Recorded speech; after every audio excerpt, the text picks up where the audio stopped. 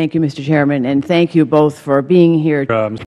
Thank you, Mr. Chairman, and thank you both for being here today. Like others before me, Congressman Turner, I want to thank you, Secretary Panetta. I appreciate very much your efforts that you have made over the last several months to improve the treatment of survivors of military sexual assault. And Secretary Shinseki, I was so heartened to learn of your recent interest in the documentary film, The Invisible War. As you say, that which starts during military service ends up in the VA. And that movie so painfully highlights the multiple bureaucratic hurdles survivors of such assaults, which are all too frequent across all the services, must endure to prove that their physical or their psychiatric symptoms are connected to an incident of military sexual trauma, and shows that too often victims are unsuccessful in pursuing their claims for assistance.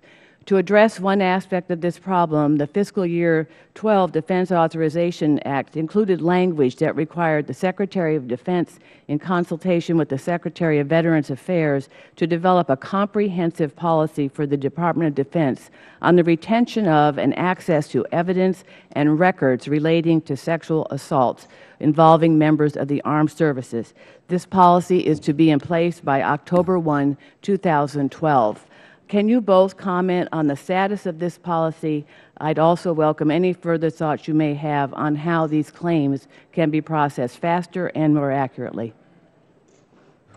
Well, it's a very important issue for me. I'm not going to wait for the legislation to try to put that policy in place, because I think it ought to take place in providing that kind of guidance and assistance to those that have been the victims of sexual assault, so that they get the kind of support that they need in order to not only get the care they need, but if they want to continue their career, to get the support system that would allow them to continue their career.